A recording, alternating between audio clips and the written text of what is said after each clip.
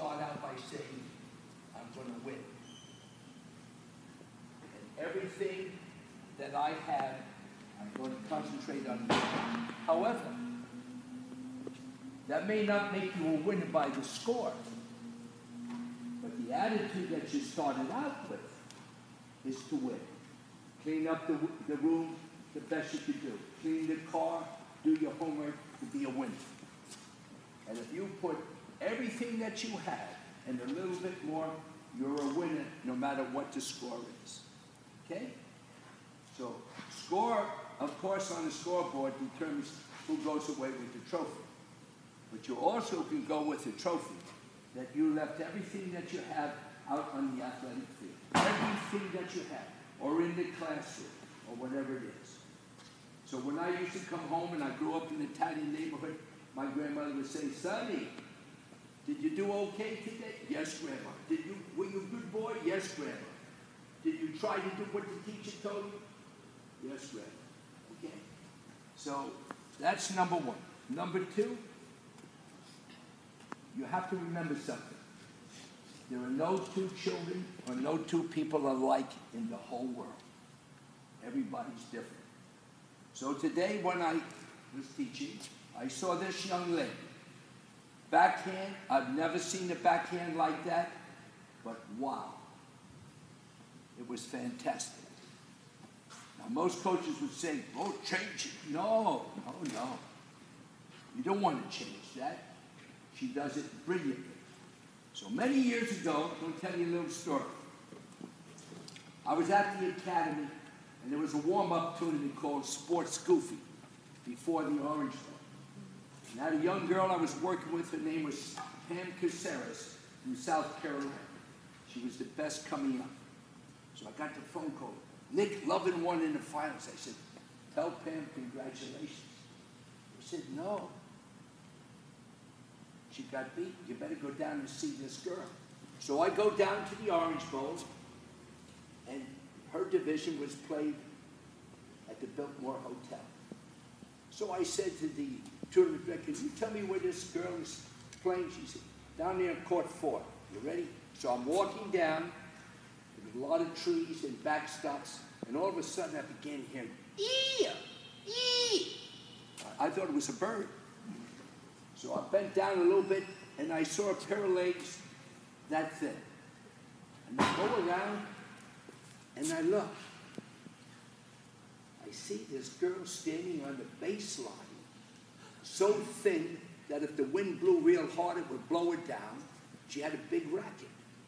And she hit 2 hands here and 2 hands here, and she never got off the baseline.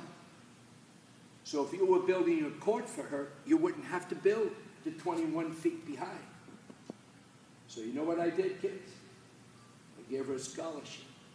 I brought the mama over, I brought the papa over, I brought the brother over, and I brought her over. And a year later, I took her down the road with another one of my students to my friend who had a private court. And he said, how good are they going to be? Number one in the world. You mean that little girl going to be number one? Number one. Then he watched her play. And he watched the boy play. Both became number one. Agassi, Monica Seles. So a lot of coaches thought I was going to change her. Why change a winning combination? So everybody is different. And what a coach should do is look, see what makes up that child.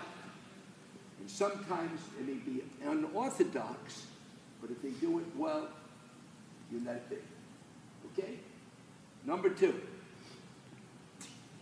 When you're 9, 10, 11 years old, 12 years old, that's the time you want to consider changes if you want to make some changes.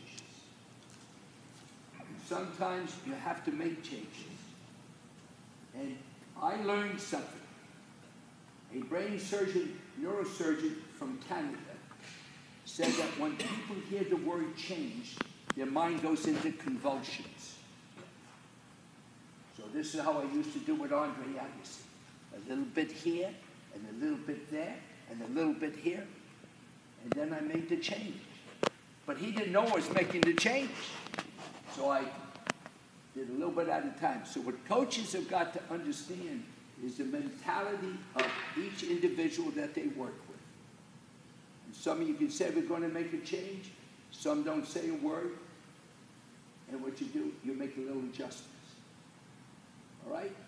Now, I've had a lot of students over the years, maybe 150, 200,000 students I've worked with. And everybody is different.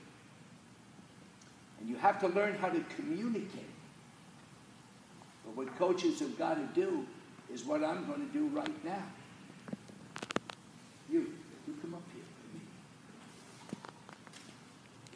What is your name? Victoria. Let everybody know your name. Victoria. Victoria what? Scott. Okay, where are you from? Martha's Vineyard. Okay. And you're a big girl for 12, right? Tell me about tennis. Do you look forward to it? Yeah. You do. And how about school? Tell everybody about school. They want to hear you, and you've got to look at it. It's fun sometimes when you're not taking tests. I see. Why is it fun when you're not taking tests? Because sometimes tests are hard.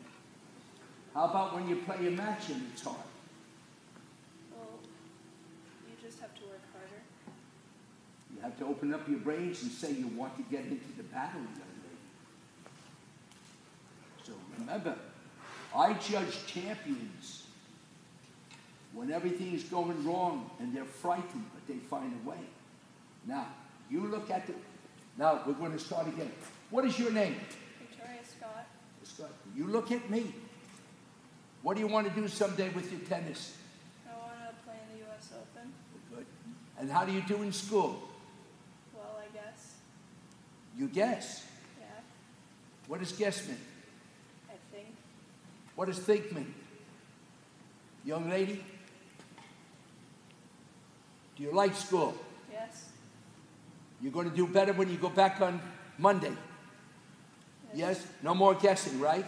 Right. Okay, sit down.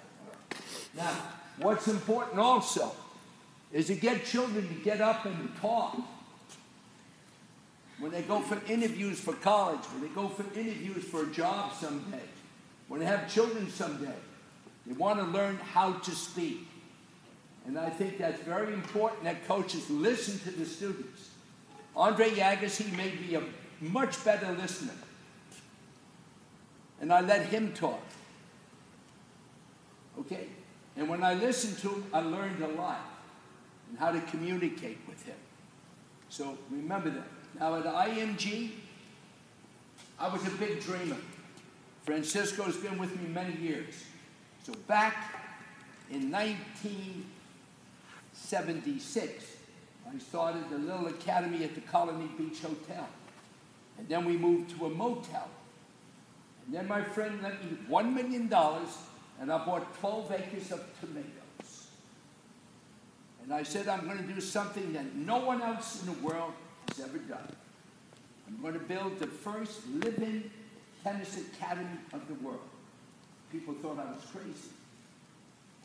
But you know what? Crazy people do things that other people think are impossible.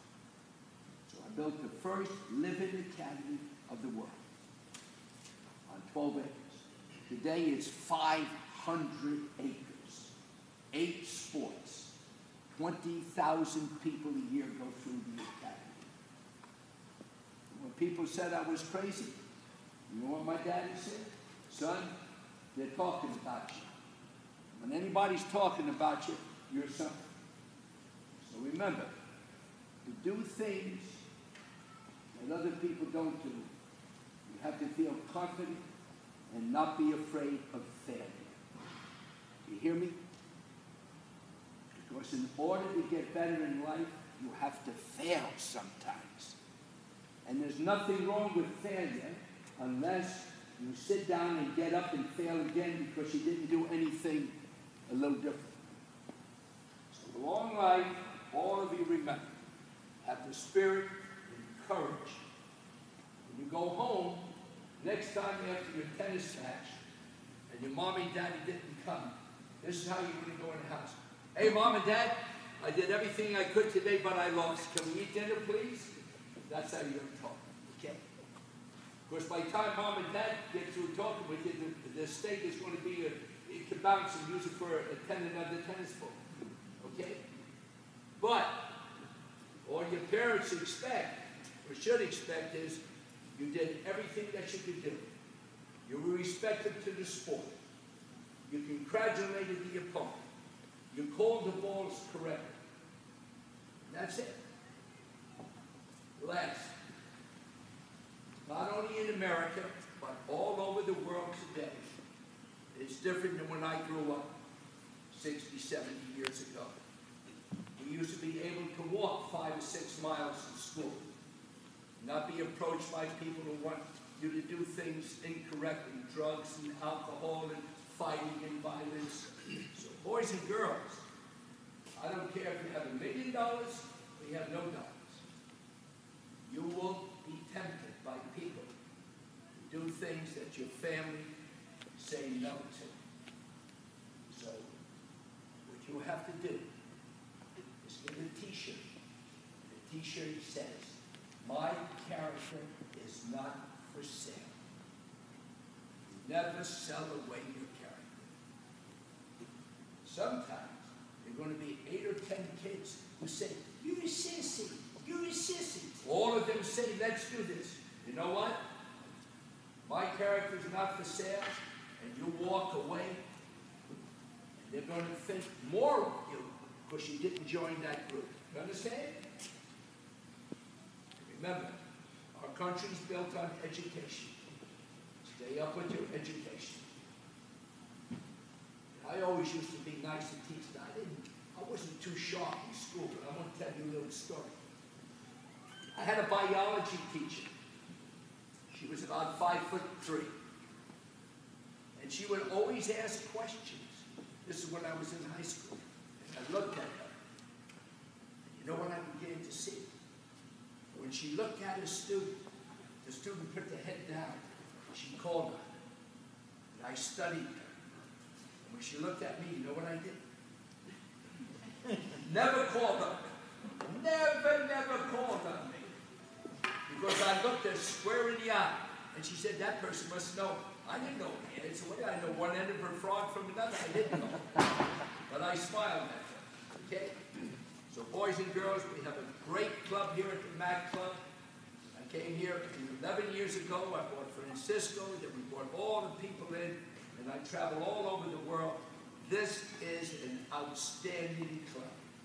Outstanding. We're fortunate to be able to have the facilities because they care about you as people. Not as a tennis player, but as people first. All right, everybody?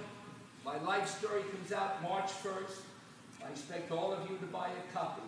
It's going to be called Voluntary Changing the Game. And it tells about a young Italian boy growing up in a black Italian neighborhood, North Pelham, New York, 82 years ago, and what I did, and the support team that I had to be where I am today. Remember, I failed a lot of times, and I will continue to fail. But I had the courage to go out and try it again. God bless you, everybody, and thanks so much for listening.